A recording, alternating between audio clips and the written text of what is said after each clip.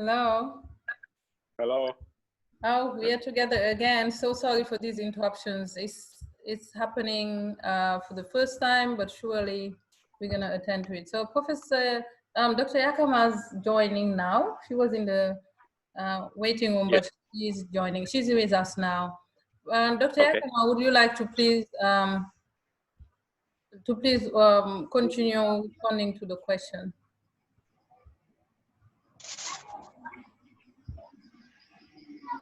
Dr. Yakama,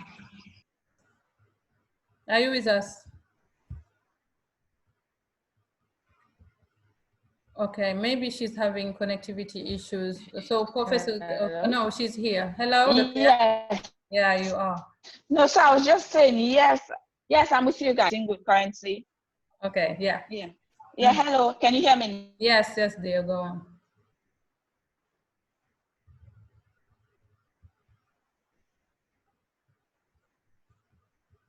Go on if you hearing us. Okay. Yeah.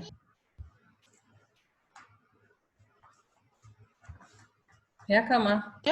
Yes, I was just saying, for us to have a single currency, there are lots of things that need to be in place before that could work. If not, it would be problematic because the economies of different countries are in different states. Some are more stable than others. Some have stronger fundamentals, because you would not want a country that is at risk of debt distress passing on that burden to a country that has been managing their debts properly. So there are certain fundamentals that need to be in place before we can have like a single currency. And it's not just for Africa. Even when the EU had their euro and they wanted to set up, they also set criteria for countries to meet before you can become a member of the bloc. It's like creating a platform that you can build on, not a foundation that will create more problems down the line. So I hope I answered the question. I do believe so. So, Professor, can we please have your reply?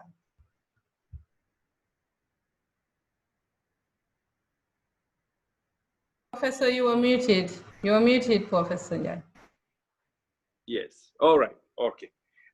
So yes, very great questions. I'll start with the first one. I believe very much in that service-oriented or experiential-based sort of learning that the person asking the question was suggesting. And in fact, Project 1808, that's actually what I've tried to develop in Kwenadugu, from primary school through secondary school, through now we are going to college.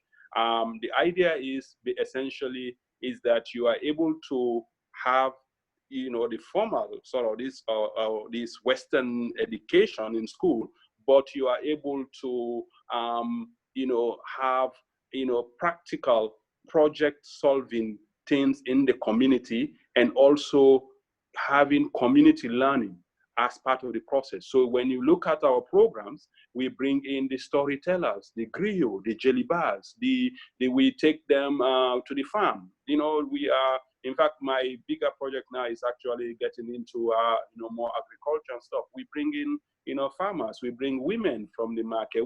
They kind of, because what I'm trying to institute in them is that beyond just the schooling, learning all your math, your chemistry, your physics, understanding the opportunities that are out there, and understanding the community as a whole. And then, your commitment also to your community, how much you are service oriented to your community is a fundamental thing. Because for you to become, you could be a great scientist or a great intellectual or something, but what makes you a fundamentally distinct in whatever profession you are is your understanding also of your community around you, your culture.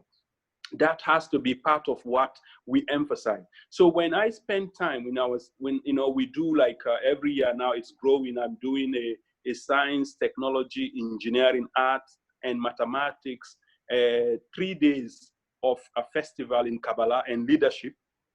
You find music, You know, like last year, I had one of the greatest storytellers from Sierra Leone, Yusuf Jallo, who lives in London, but comes here and is doing a lot of stuff. And he's traveling all over the world doing traditional stories from Sierra Leone. And this guy is just powerful in bringing together stories and connecting it with entrepreneurship, connecting it with science, with technology, with medicine, with plants, you know, understanding this stuff. And a child beginning to understand, you know what, I can listen to my grandmother's stories. That could be actually a nice career of itself, you know, and how much are we losing when we are not, you know, sitting down and collecting some of these knowledge bases that are around us. We don't value them. And so it becomes important. So even at the college we are developing in Kabbalah now, my mission, my dream is to develop a model college that actually embraces African values, African Pan-Africanism. You know, it will have an indigenous systems department, an indigenous department of whatever it is. I haven't seen any college or universities around Sierra Leone. I've seen in Obafemi Awolowo, where I lectured for, you know, I go there all the time as a visiting lecturer, and they have an indigenous department, which I really liked, and it was something it drew me to that campus. I just love the fact that they had the arts, they have aspect of a traditional building in Nigeria. How do you do that? So those are the aspects. And I have entrepreneurship and sustainability.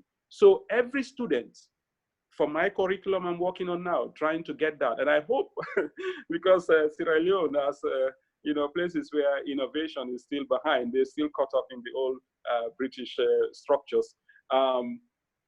You know, the TEC will understand when we want to innovate outside the normal university thinking, these structured systems that we have now, that we are all colonial systems. We need to begin to innovate in how we train our students. The theory, cut some of it out. We kind of have to give them the exposure to the theory, but they have to be more practical. You cannot be, I mean, Kwenadugu, we have cows, we have, you know, land, fertile soils, we have agriculture, we have all sorts of things, goats, sheep, all sorts of things in this place. Tourism, you could look at chimpanzees, even lions in these places. Yeah. Why, you know, why are we not even having a cheese and milk industry that actually furnishes Freetown every morning with fresh milk and cheese that comes from these places? This is local production systems. Have to begin to think outside of just these externally funded projects from DFID here, IMF, World Bank. They have to fund this STEM program, take few people here to America for yearly programs and stuff. They are all good programs. I don't have a problem with them, but government has to take a fundamental chunk of saying, this is the ownership we need to do. These are the big programs on how we transform society and how we're going to change the way our students do. So for me, the model college I'm doing is that every student, in the 4 years they are there, you either come out, you have your own business, or if you come out and get into any public service, you will be an exceptional leader in that service, in that area. Because every year, I want them to do entrepreneurship. You will do 1 or 2 African languages. You will do indigenous knowledge-based systems. You will do sustainability. And you will have a bigger global knowledge, understanding of the global knowledge. So when in your 4 years of being in my college that I'm trying to set up, you will study continuously for 4 years. And when you come out, you are much, much more a stronger person, because you know yourself and you know the external world, and you can interact with both. And so that is important. The currency part, I will say, for me, our biggest challenge here with currency is because our dependency still is to our colonial masters. So when you talk of, you know, this ECHO now they are trying to do within the region. You see how France has usurped it because the CFA was their main thing. And, you know, all these French countries had to have the French keeping their reserves. You know, these colonial masters have to keep their reserves for them. So the only way, again, we have to decolonize the systems, have complete control of our currencies. And we don't have to need to do into paper currencies. We have gold reserves. We have so much more reserves. France and all these countries don't have gold. Why are we going to keep our gold to them again? Give them, like, let them hold all our monies for us. So why can't we do these things? If we need to go to barter systems again, let's do barter systems. That way we control our economies. You know, if I have to go to Guinea, I give this man a goat, give me this thing, it's fine. It's okay, as long as we trade. But these are some of the things we have to begin to think differently and act differently. If we don't think differently, we will end up having the same result each and every time. It is now 60 years after independence. I don't know how much more I have to go, but I would like to see that we and our next generations are thinking differently on how we do things now, because otherwise, you know, you'll go and keep crashing. I mean, this is 2020. We cannot still be in Sierra Leone today, in the ground dry. That's what we are talking about. The ground dry, tin tranga, there is nothing to eat. Food is difficult, economy is tough. We are waiting for those guys to come save us. So we have to begin to think differently. We have the resources, the human potential is there, the skills are there, the young people are there, the markets are there, the resources are there. All we need to do now is for our leadership to begin to be transformational leaders. They think big and not small, and they think about how to give the population the tools they need to effectively utilize our resources. Thank you so much, Professor. Thank you. Once again, I'm absolutely very inspired, and I'm sure all the people who are following and you know, our great participants are also very inspired. Indeed, it's all about leadership, and it's about transformational leadership. Because if we have leaders, you know, who are not representing our values, our culture, and our beliefs and our realities, then of course the discrepancy between what we are aspiring to have and what we have, the status quo that we're living in, will still be here. So what I'm just going to invite our youth to is to embrace that leadership. You know, we always see great youth, you know, who have what it takes to change the narrative, but they're always like, I don't want to get into politics. But we know that the politics we have, the type of politics we have now, are not is not the same one that we would like to witness. So who are those who are going to, you know, to change the narrative and accept those youth? So I'm going to invite those youth again to really participate in this revolution, in the thinking revolution, in the cultural, educational revolution that is happening, and to lead it. Not to be in the peripheries, but to lead it. And to Dr. Yakama, to just like pay tribute to what Dr. Yakama was saying, really trying to support that financial stability and inclusion that is needed, especially for our, let's say, our informal sector. We need to upgrade them, we need to support them. And there is also a need for, you know, those youth to, let's say, constitute themselves to support the informal sector for them to come on board. So all those are areas, let's say, for entrepreneurship to thrive, and it's up to those youth to identify them, to see where need is, and to just fill in. So what I always love saying is like, there is money, you know, money is not the problem. It's just having the great idea and being willing to sweat for it, being willing to give it what it takes.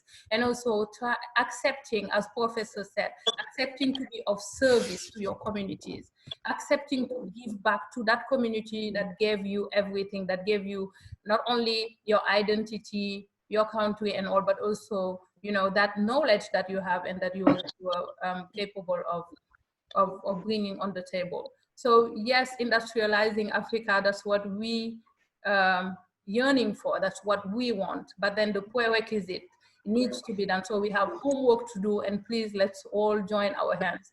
From those who were present here with us to those who are not, and that the ones who are present today will help reach. So please, each one of us, please reach to another person, enlighten them, you know, and let's try to have this revolution become reality. And there is no way, no other way that we can bring it about except through the youth. And we have valuable youth that just needs to believe in itself and to implement the great teachings that those Mami Yokos and those great, you know, figures, African figures have given us as a legacy. So I would like to conclude there and to thank all of you here, and to also give you another appointment next month in June for another great episode of the Ignition Hour. Thank you so much. Thank you all. Take care.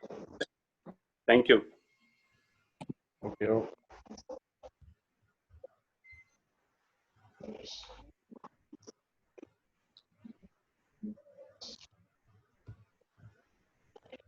Thank you, Madam Aminata. Thank you. Thank you all. Thank you.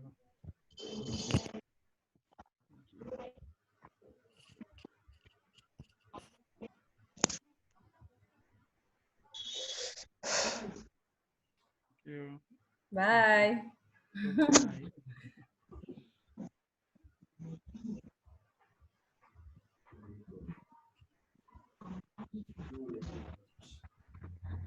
Huh?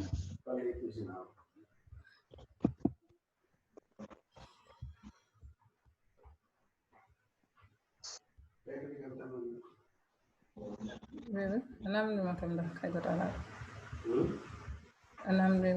Who's with us still? A Valentine, I'm seeing you. Yeah. Yeah, okay, so I'm sure we'll have the opportunity to talk on WhatsApp. Okay, thank you very much. Thank you, Valentine. Thank you for allocating time for this. Okay, it was a nice session, very understandable. Take good care. All right, thank you very much. Thank you. Thank you very much. It was very educative. Thank you, thank you, thank you, Valentine. Bye-bye.